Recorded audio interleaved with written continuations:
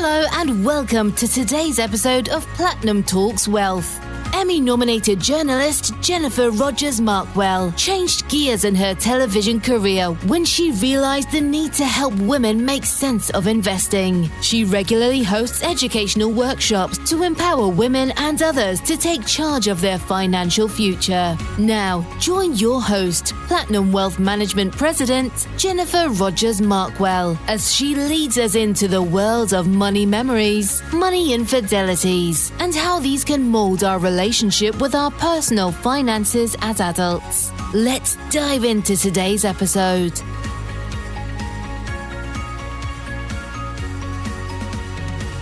Hi, it's Jennifer Rogers Markwell, and you're joining us on the Platinum Talks Wealth podcast. Today, we're joined by Sarah Campbell. Sarah, thank you for joining us. It's my absolute pleasure, Jennifer. Thank you so much for having me. Of course. So tell us about yourself, what you do, and why you do what you do. Yeah, absolutely. Thank you.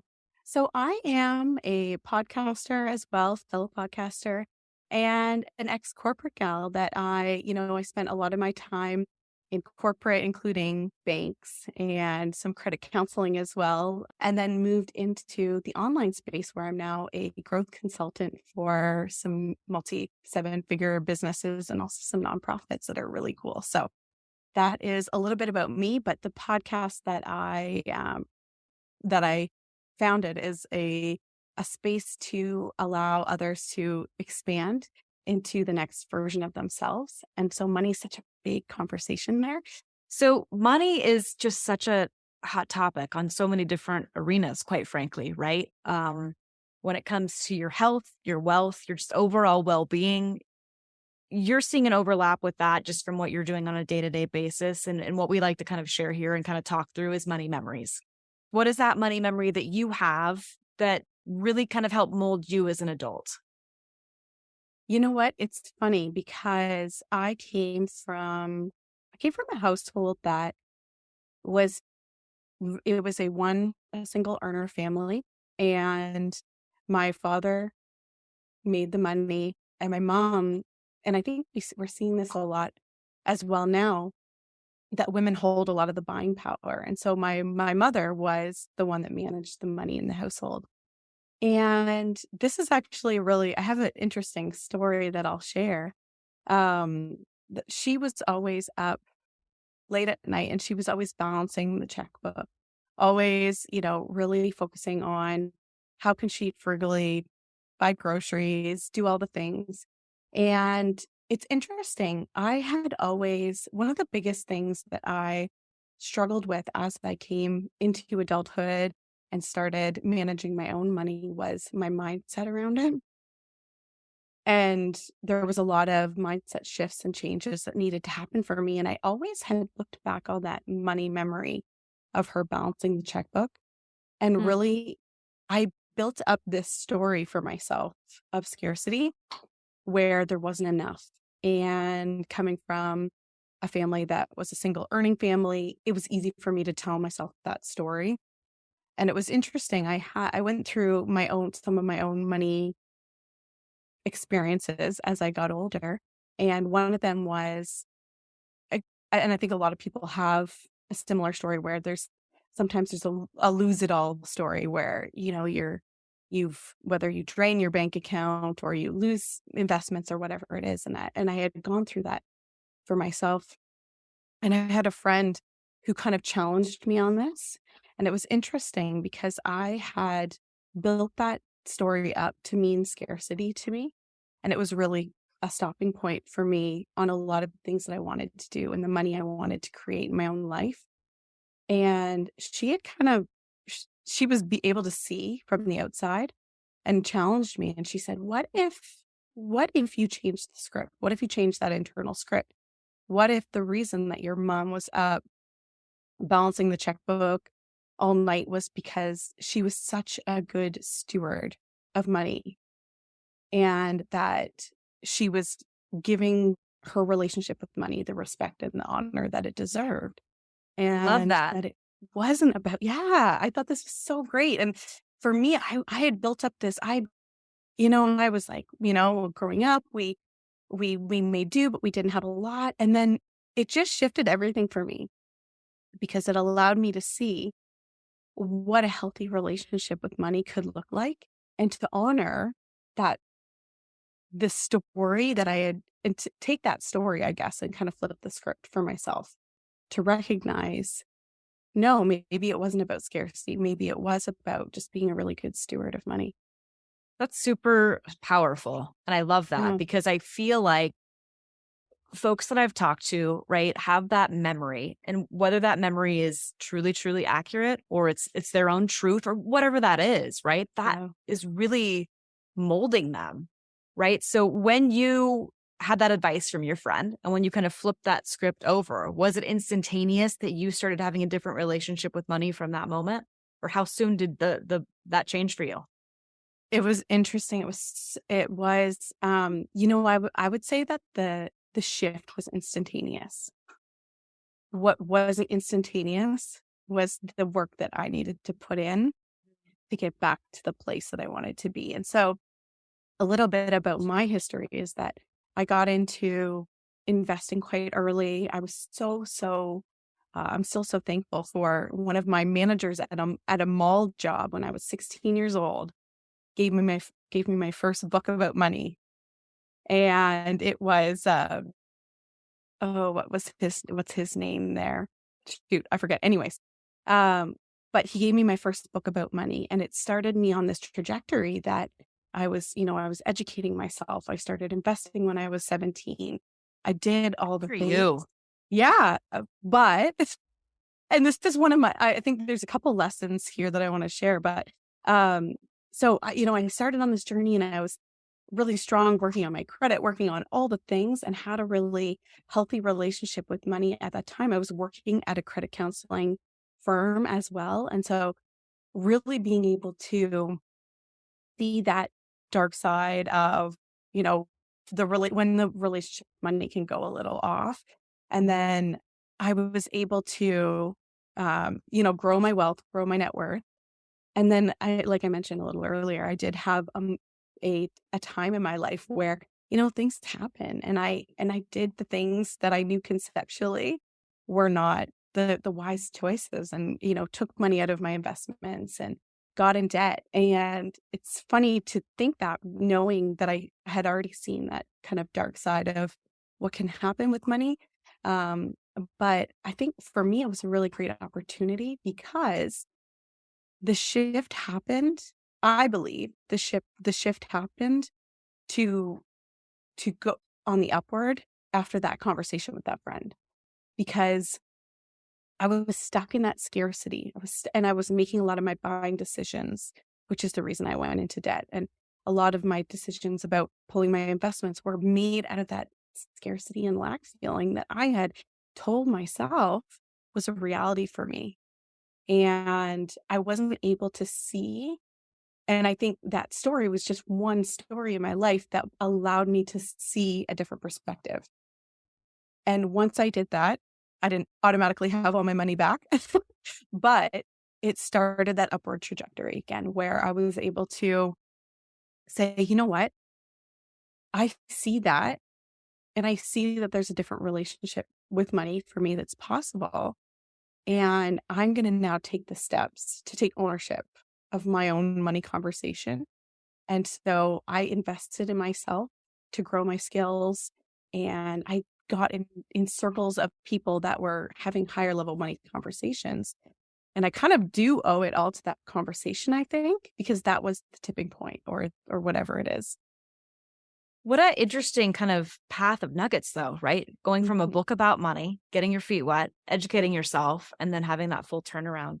It's interesting because we've talked to, psychologists and psychiatrists along the way with this podcast about, where does that go back to, that money mindset? Is it back to a self-worth moment too? Oh, it's fascinating, the psychology that's behind all of this. Totally. I think too, the nugget in that story for me, because there's the real nugget that I want to share, is to really challenge your beliefs, because if you can't do that, you won't get past that bottleneck.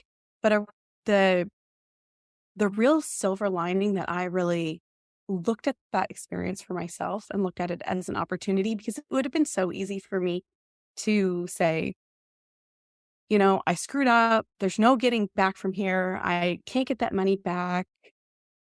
What am I going to do? But I think that, you know, if you know anything about compound interest, you know that time is your best friend.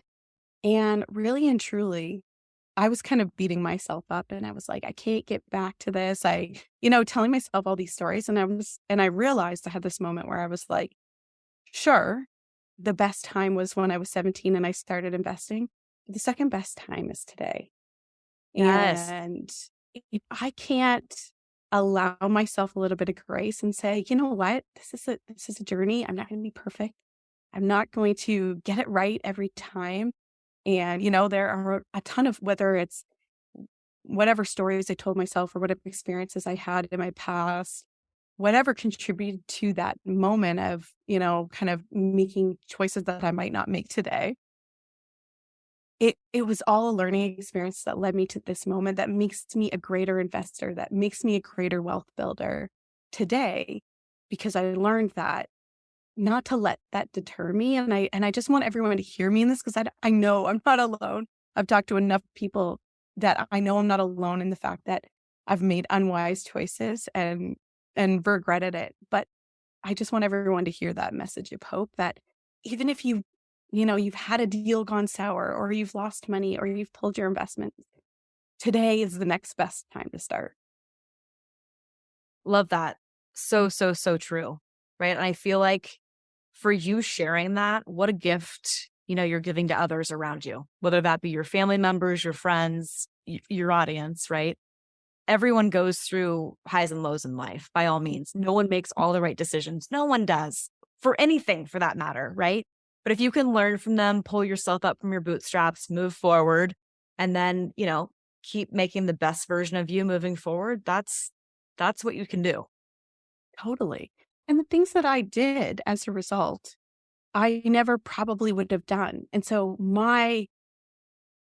I look at investments or the things that I can do to grow my net worth or my wealth, I didn't have the capacity to do the things that I'm doing now, because I wasn't at a moment where I had to have that challenging conversation with myself around my own beliefs. So as a result of that conversation with my friend, where she was like, maybe scarcity isn't the way that you need to look at this. When I started to look with more abundance, that's when I started investing in myself to greater my skills. I'm making more today than I ever have in my past, because I made a decision based on abundance, right? And so when you can flip that script internally for yourself, you can start making these money moves out of abundance and these decisions out of abundance, instead of out of fear and scarcity and lack, where we're not really making the best decisions. We're in protection mode, right? Yeah. And you're learning as you're growing, right? You're going hand in hand with that. I think that's all part of the, adventure of every day, quite frankly. Yeah. And what a boring world it would be if we didn't grow and expand. Like, you know what? I know that it's hard, but it's like, I was listening to somebody talk I forget, it was a podcast and I can't even remember who it was, but it was this whole concept of like, yes, things are hard and we keep doing them. Like, what if we just sat and didn't grow and learn and make bad decisions and then make better ones going forward? Like, how boring. So give yourself that. Give yourself the ability to take your experiences, even the ones that didn't necessarily feel like they were serving you in that moment, and let them fuel your future. Let them fuel your growth and your ability to expand beyond your wildest dreams, because you took that and you learned from it, And I think it builds on like your appreciation for things, quite frankly, right? Like when everything is just fantastic, which it's never always fantastic, but when things are just going fantastically, you're like, yes, this is great. But then when you have kind of a dip, or, there's a bump in the road along the way and you're like, oh gosh, and then things get better, you're like, oh gosh, right? Like you have that different appreciation for things as life is unfolding in front of you too. Totally. And it's so cliche, but it's like that. Yeah. You can't appreciate the sun without the rain. Totally. Like, I really do believe we're here to challenge ourselves. And this doesn't mean that it has to be a grind and terrible. It just means that growth is uncomfortable and like that's what we're here for. We're here to challenge ourselves, to see what we're made of, see what we can do, and push the limits a little bit. And so make those big goals. If you want your net worth to be 10 million and you want to, I think with women too, we have um this money story that we're worthy or we're able or it's possible for us to, even dive into investing and things like this that are going to serve us so much in the future. But we have this not good enough story going in our brain sometimes. And so I just, I mean, the ability to expand and prove yourself wrong for those stories, the negative stories that you tell yourself, is so rewarding on the other end. It's just really great to be able to expand into what's possible instead of just telling yourself, oh, I can't do this, or this is too complicated, it's too confusing for me, I don't get it, I don't know I don't know what these terms mean. But being able to just say, I don't get it, and I'm going to figure it out is such a great way of looking at things. So empowering, and more women are doing that. I'm finding more women who are taking the lead in their finances, more women that are empowering themselves with education. It's fantastic because this, as we know, this has always been a boys' club when it comes to finances, when it comes to money, when it comes to the whole foreign language of finance, quite frankly. And not to say anything disparaging about men by any means, but I love when couples come in and I sit down with them and the gal in the relationship or whoever, right, but has a firm footing and they're like, I am comfortable with who I am in this relationship. I'm comfortable with my partner, whoever my partner may be or not be, right? But I'm going to empower myself as just my own personal individual. And I love that so much. And I'm seeing more and more of that happening now, which is great. So I feel like we're moving in a great place when it comes to just any individuals wanting to empower themselves that maybe weren't in that place before or in that mindset where they felt like they could, educate themselves and move forward and change their situation. Yeah. I think too with women, we're so generally, and this is just a generalization, but more intuitive. The more, and this is men or women either, but the more that we are able to feel empowered in our finances, the more we can make buying decisions that support the change that we want to see in the world. And I think that's kind of a beautiful place to be. And I think that feeling empowered and this is like male or female or whatever gender you associate with, but is the feeling of empowerment. Yeah. To not know everything. And that was the big thing with my mindset too, is that I needed to give myself that grace to say, okay, I don't know everything, but being able to put myself in the right room, challenge my money beliefs, I can, and get curious. I can make progress here. I can have a bright financial future and build wealth because it's something that I am going to allow myself to just to not be good at and still try and still do and still move, right? Take action. Yeah. So another thing we like to kind of touch on as well is money infidelities, whether that be maybe you are not being impeccable with yourself, with your budget, or, even a, crazier story of something that happened traumatically regarding money in the true definition of the word infidelity, right? It can be definable however, it resonates with you. Are there any financial infidelities that you've experienced or seen others experience that you feel that, the audience could hear and learn from? Yeah, it's a great question. There's honestly two kind of scenarios that come to mind. One is a generalization, or not a generalization, a more broad, and that was to myself. And I think a lot of us do that. We have great ideas. We set out, we make our budget, we do our thing, and we we fall short of the commitment that we make ourselves. And I think that's a really hard thing that affects the rest of our lives, because when we're making promises to ourselves and we're not following through, we tell ourselves the story that I don't follow through on my promises, even to myself, or I fall through on promises to other people, but not myself. And I think that infidelity to self has been my biggest challenge because of the things I know.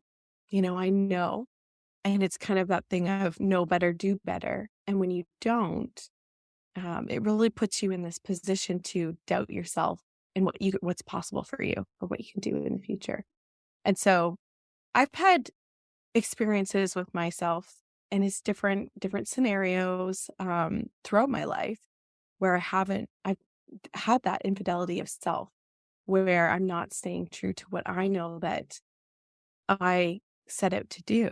And I think the biggest, again, going back to that scarcity moment where I was able to shift that mindset from scarcity to abundance, I think it was in that moment where I was able to kind of recommit to myself and know that the past is the past and I'm not ever going to be perfect.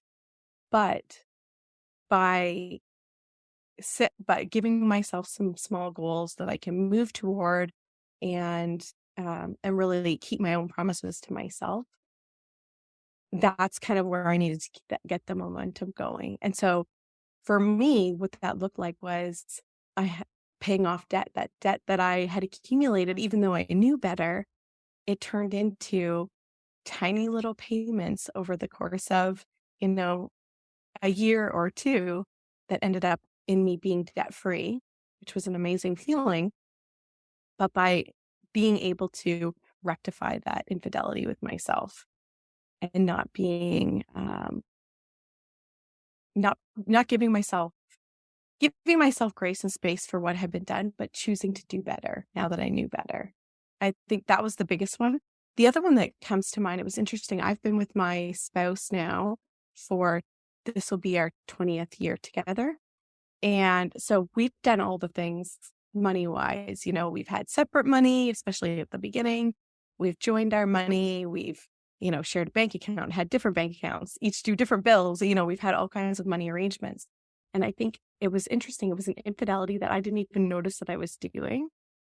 And I don't know, I'm sure there are others listening that have experienced this maybe. And there is a certain magic that we were able to unlock as a couple because money affects relationships so much.